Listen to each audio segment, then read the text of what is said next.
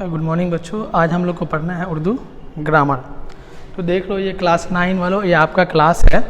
तो क्योंकि ये जो क्लासेस चल रहा है, रिवीज़न हो रहा है, क्योंकि आपका एग्ज़ाम्स होने वाले, इम्तहान होंगे, तो कवायद में हम लोगों ने बहुत सारे टॉपिक को पढ़ लिया है। जैसे हमने लफ्ज़ पढ़ा है, हमने हर्फ को पढ़ाया है, फिर हम लोगों ने कलिमा पढ़ा, फिर उसकी किस्मों को पढ़ा है, उसके बाद सिफत है, ज़मीर है। तो बहुत सारे टॉपिक्स हो चुके हैं।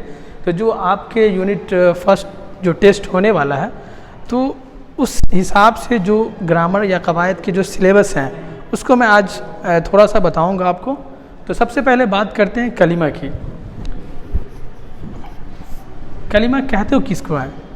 कलिमा का मतलब होता है कि इंसान अपनी ज़बान से जो भी बातें करते हैं वो कलिमा कहलाता है। वो गुफ्तगू जो होता है उसे कलिमा कहते हैं।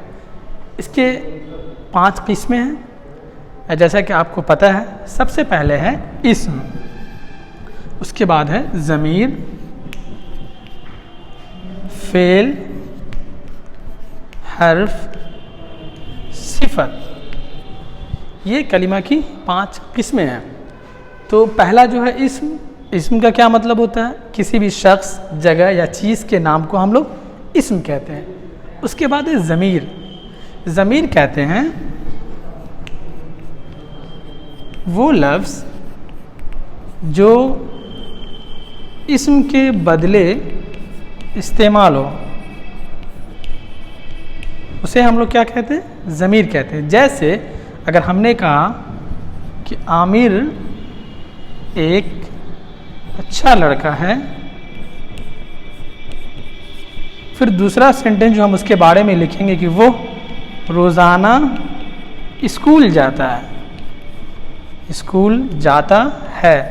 तो आप देखो दूसरे जुमले में कि हमने आमिर के नाम की जगह वो का इस्तेमाल किया, तो ये ज़मीर कहलाएगा। आपने इंग्लिश में पढ़ा है नाउन, तो नाउन के बदले में जो वर्ड इस्तेमाल होते हैं उसे प्रोनाउन कहते हैं। तो इसी तरह से उर्दू में भी जो इस्म के जगह पे लफ्ज़ आते हैं वो ज़मीर कहते हैं। तो ज़मीर के बारे में जो गुफ्तगू वो बाद में होगी। तो आज हम लोग इस 5 टॉपिक को पढ़ेंगे। दूसरी की जो किस्म है, तीसरी, वो है फ़ेल।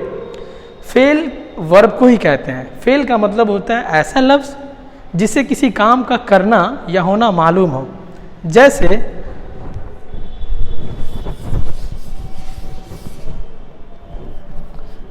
अहमद आम खाता है। तो आप इस जुमले में गौर करो, कौन सा लफ्ज़ है जिससे काम का पता चल रहा है? अहमद नाम है, आम भी किसी फल का नाम है।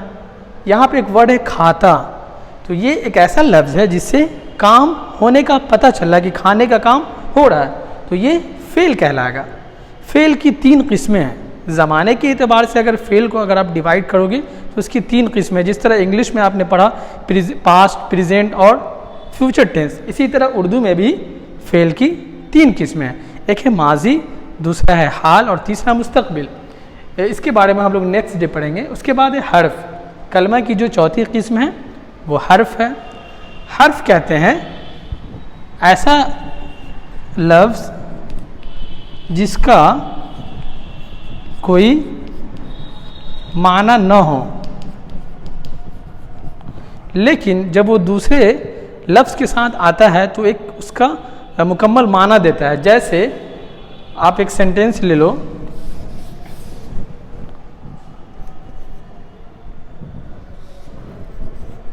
आमिर छत पर बैठा है।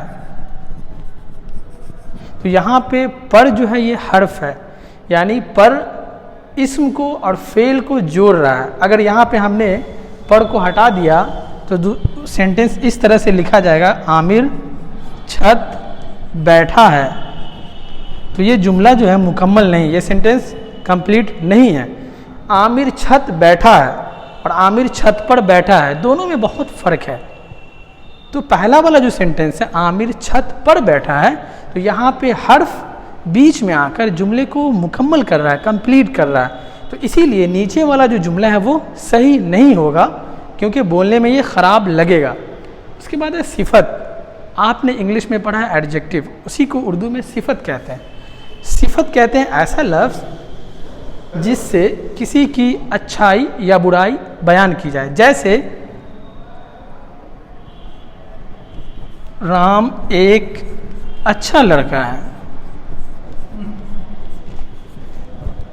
तो यहाँ पे जो अच्छा लफ्ज़ है, इससे हम किसी की तारीफ़ या अच्छाई बयान कर रहे हैं, तो ये सिफत कहलाएगा। और जिसके बारे में हम तारीफ़ करेंगे, जिसके बारे में अच्छाई या बुराई बयान करेंगे, वो मौसूफ़ कहलाएगा। तो फिर हम लोग नेक्स्ट डे पढ़ेंगे फ़ेल के बारे में।